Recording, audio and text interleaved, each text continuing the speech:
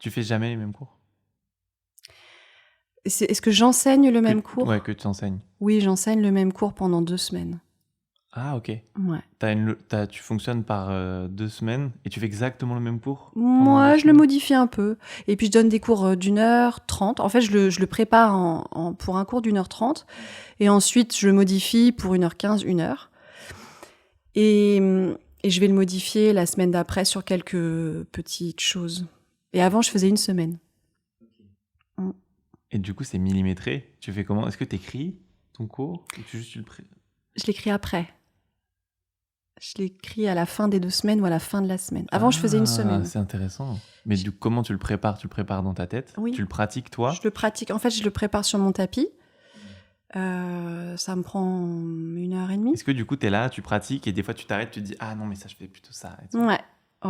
Je le prépare comme une chorégraphie, avec une espèce de logique. Avec la musique qui va avec? Ou la musique, c'est juste un fond sonore que tu mets et qui est un peu indifférent? Je vais pas jusqu'à... Certaines profs le font, certains. Jusqu'à vraiment... Tu mets un drop, après là, tu pars Non. en scène. Non. je fais pas... chaque séquence ne se termine pas sur la chanson. Oui. Oh non, sinon moi, Ouais, là, ça va pas du tout. Ouais. Mais je change la playlist tous les mois. Donc, tu vois. Mais ouais, donc il y a quand même beaucoup de cadres. il y a un cadre. Il y a un cadre de travail. Il y a un cadre de travail. Et il y a un truc côté cyclique, quoi. Il y a des cours dont j'ai envie de me séparer assez vite, donc je les retravaille. Et c'est pour ça qu'à la fin des 2 semaines, je l'écris comme je l'ai préféré. Ok. Et il y a des cours que j'aurais envie de garder plus longtemps parce que je les adore. Et comme je les adore, je les écris... Enfin, je les adore en toute modestie. Hein. Je dis juste que voilà, il y a des cours sur lesquels je suis plus contente que d'autres, quoi. Donc, tu as une liste, t'as quoi? T'as un carnet? J'ai un carnet, j'ai plusieurs carnets. Avec tous les cours que tu as préférés, les séquences que tu as aimées, quoi. Ouais, je peux faire des petits cœurs sur les séquences que je préfère. Mais c'est assez récent que j'écrive. Avant, c'était bien plus dur que ça. Je faisais un cours nouveau toutes les semaines et je le laissais partir. Et donc, il n'y avait pas d'écrit, il n'y avait pas de traces. Et puis, à un moment, quand je donnais mes retraites, la préparation des retraites me prenait un temps infini. Donc, je me suis dit, Charlotte, t'écris tes cours et puis quand tu donnes une retraite, tu vois... Tu pioches. Quand en début de cours, il y a marqué « hanche », et le nom de la posture, et tu prends ça et c'est quand même un appui plus sympa, quoi. Ouais. Et est-ce que au bout des 2 semaines, quand tu as fini un cycle, tu prends ton carnet et tu t'inspires des séquences que tu as déjà faites pour en créer une nouvelle? Ou c'est plus une sorte d'archive que tu vas sortir pour des retraites ou juste pour... C'est vraiment une archive. Pour avoir une trace de l'évolution aussi. Ouais. C'est vraiment archive utile pour les retraites. Page blanche à chaque fois. Mais si j'ai, je sais pas, un empêchement, quelque chose qui arrive d'assez... je sais pas, un week-end assez chargé, et que j'ai pas eu le temps de retravailler, je peux piocher et repartir sur un ancien cours et le modifier un peu. Tu fais quoi? Tu dessines des petits bonhommes?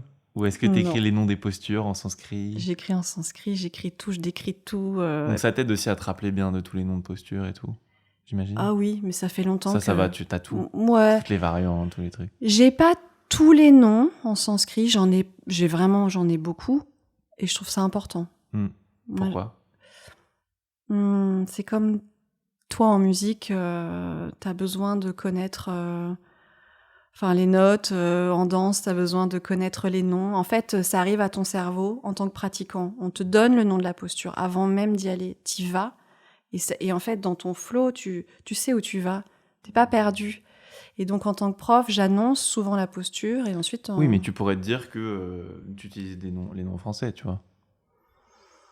Oui, mais on dit qu'il y a une certaine vibration dans les noms et ça nous met dans un état aussi, on fait du yoga, on sait pourquoi on vient, quoi. Il y a quand même autour... Il y a un respect de la tradition. Il y a un respect et puis il y a une sorte de... Ça nous sort du quotidien aussi, il y a une petite magie quand même.